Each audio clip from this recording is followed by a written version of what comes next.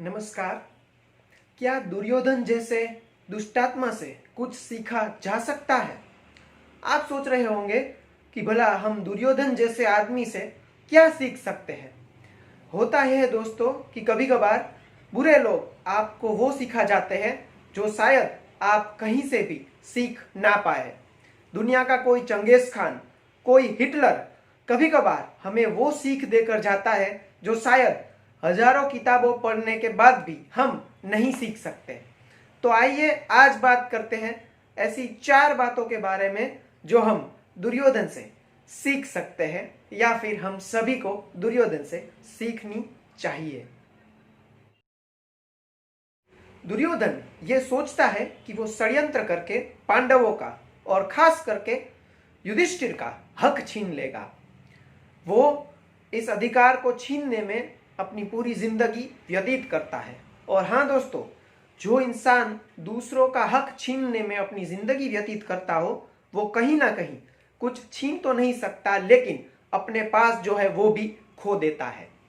तो दुर्योधन जैसे पात्र से हम ये सीख सकते हैं कि कोई भी कभी भी किसी का हक नहीं छीन सकता। दुर्योधन जैसे कुछ लोग यह सोचते हैं कि विश्व की हर चीज पर केवल उनका अधिकार है, लेकिन ऐसा होता नहीं है। जो आपसे ज्यादा जानते हो या फिर ज्यादा क्वालिफाइड हो, उनकी कभी भी ईर्ष्या नहीं करनी चाहिए। ईर्ष्या करने से आपको हानि ही होगी। दुर्योधन की सबसे बड़ी मूर्खता यह थी कि वे पांडवों से बहुत जलते थे। और महाभारत में दुर्योधन का पात्र हमें सबसे अच्छे से यह बात सिखा जाता है कि कभी भी किसी की ईर्ष्या नहीं करनी चाहिए। हाँ, आप आगे बढ़े ये एक बात है, लेकिन दूसरे को पीछे छोड़कर आप आगे बढ़े ये बिल्कुल ही अलग बात है। दुर्योधन पांडवों की प्रशंसा नहीं करना चाहता जो प्रशंसा के लायक है, और कहीं ना कहीं वो पांडवों की काबिलियत से जलता है और उनकी ईर्ष्या करता है। इस बात को समझने के लिए हमें कुछ घटनाओं को अच्छे से समझना होगा। सबसे पहले बात आती है गुरु दक्षिणा की। जब गुरु दक्षिणा देने की बात आती है तब दुर्योधन हस्तिनापुर की सेना लेकर गुरु दक्षिणा देने के लिए निकलता है, द्रुपद को हराने के लिए। तो फिर वो खुद अपने दम पर गुरु को गुरु दक्षिणा नहीं दे पाता, वो हस्तिनापुर की सेना का प्रयोग करता है।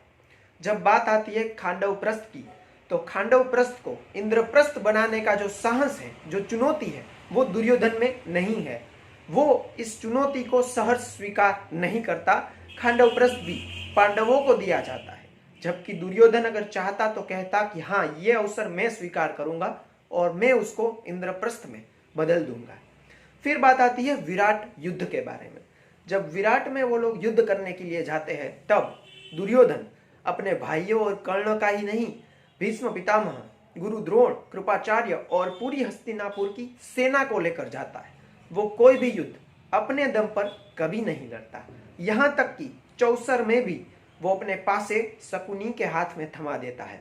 तो दुर्योधन जैसा एक व्यक्तित्व जो कभी भी अपने दम पर कोई कर्म नहीं करते हैं, वो अक्सर घमंड की बात आती है तब खुद घमंडी रहते हैं, लेकिन कर्म या फिर जिम्मेदारी की बात आती है तो वो दूसरे के सर पर थमा देते हैं।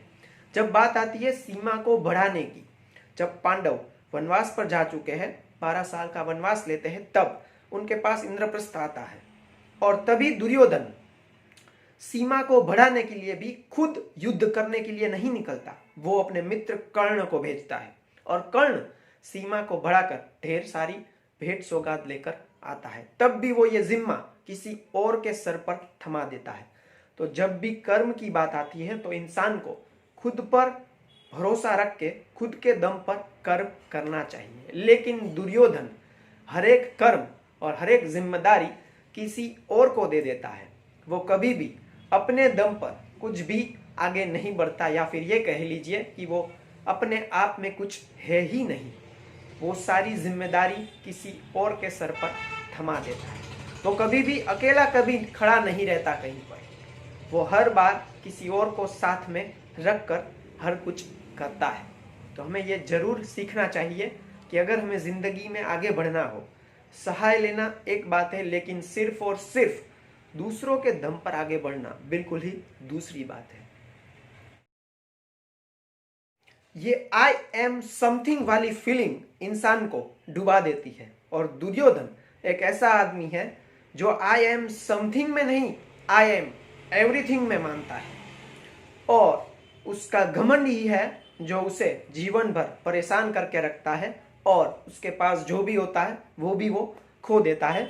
तो दुर्योधन के जीवन से हमें यह सीखना चाहिए कि घमंड आपको कभी भी कहीं पर पहुंचा नहीं सकता। तो ये थी दुर्योधन से सीखने वाली 4 बातें। उम्मीद है कि आपको ये वीडियो पसंद आया होगा। अगर आपको ये वीडियो अच्छा लगा हो तो वीडियो को लाइक कीजिए।